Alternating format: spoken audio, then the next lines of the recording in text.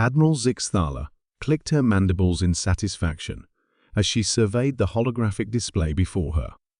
The Corvani Dominion's greatest armada stretched across 3 star systems, 700 warships, each bristling with plasma cannons and quantum torpedoes. For centuries, the Corvani had been the undisputed masters of this galactic arm, conquering species after species with ruthless efficiency. Admiral, her tactical officer, Commander Vrex, approached with his usual nervous demeanor. The final coordinates for the Sol system have been confirmed. The mythical Earth awaits.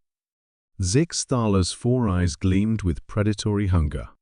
Throughout the galaxy, whispered tales spoke of a species called humans, supposedly the most dangerous warriors the universe had ever known.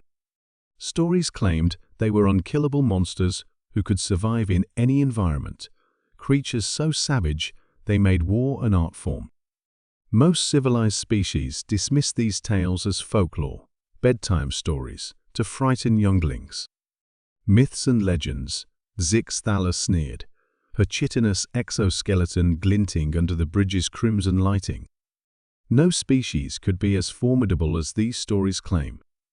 We've conquered the crystal-skinned Naloth, the energy beings of Proxima 7, and the hive minds of the Tectran Nebula.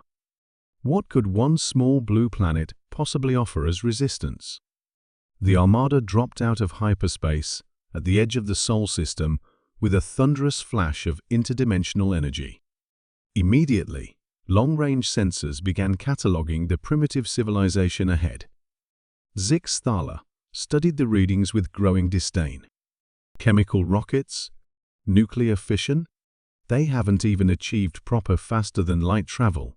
She laughed, a sound like grinding metal. My scouts report they still fight wars among themselves, over resources and territorial disputes. How pathetic. What the Corvani scanners detected appeared to confirm every assumption about human weakness. The third planet showed signs of environmental damage, political divisions, and technological limitations that seemed almost quaint compared to galactic standards. The humans had barely established a few orbital stations and a small moon colony. Begin the invasion protocol, Zixthala commanded. 3 battle groups should be sufficient to subdue this backwater world. We'll study their genetics for our slave breeding programs. The first wave of Corvani ships entered Earth's solar system like a plague of metallic locusts. Their energy shields shimmered with confidence, their weapons systems charging for what they assumed would be a brief, one-sided slaughter. But as the first Corvani destroyer approached Mars, something extraordinary happened. A seemingly derelict human mining station suddenly blazed to life, revealing itself as a heavily camouflaged weapons platform. Railguns that shouldn't have existed on such a primitive world opened fire with devastating precision. The destroyer's shields, designed to withstand plasma bombardment, proved useless against solid tungsten projectiles traveling at significant fractions of light speed. Impossible! Commander Vrex shrieked as the destroyer exploded in a brilliant fireball. Their technology readings indicated primitive combustion-based propulsion systems. But the surprises had only begun. As more Corvani ships pressed forward, they discovered that what appeared to be civilian space debris was actually a sophisticated network of autonomous defense platforms. Hidden weapon caches began emerging from asteroid belts, their targeting systems guided by quantum entanglement communication networks that operated faster than the Corvani could track. Admiral, we're receiving massive energy signatures from the planet's surface, the sensor operator reported, his voice cracking with disbelief. They're launching everything. The humans weren't just defending, they were attacking with a ferocity that defied all galactic conventions of warfare. Ancient ICBM silos revealed themselves to contain hybrid fusion antimatter warheads. Orbital elevators that appeared to be simple transportation systems transformed into massive magnetic accelerators, hurling projectiles at near relativistic speeds. But most terrifying of all were the humans themselves. As Corvani landing craft attempted to reach Earth's surface, they encountered resistance that redefined their understanding of combat effectiveness.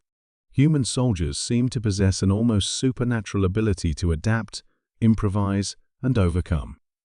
They used their own environment as a weapon, turning cities into fortress mazes, mountains into sniper nests, and oceans into submarine warfare theaters.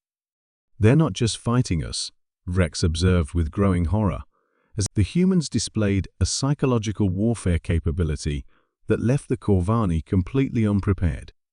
They broadcast intercepted communications back to the fleet, but modified with taunts and challenges that destabilized Corvani command structures. Human hackers penetrated supposedly unhackable quantum-encrypted systems, turning the invaders' own weapons against them. Within 72 hours, what should have been a simple planetary conquest had become a nightmare. Admiral Zix Thala watched her fleet, the pride of the Corvani Dominion, being systematically dismantled by creatures she had dismissed as primitive. The humans fought with a combination of technological innovation and tactical creativity that seemed almost supernatural. "Admiral," a communication officer announced with trembling voice, "we're receiving a transmission from the planet's surface." The main screen flickered to life, revealing a human figure in military uniform. The being appeared small and fragile, but its eyes held a cold intelligence that made Zix Thala's exoskeleton shiver. "This is General Sarah Chen of the United Earth Defense Force," the human said calmly. "You came here expecting to find myths and legends. Instead, you've discovered why every other species in this galaxy learned to give us a wide berth. You have one chance to withdraw your remaining ships and never return to this system." Zix Thala tried to project authority despite her mounting terror.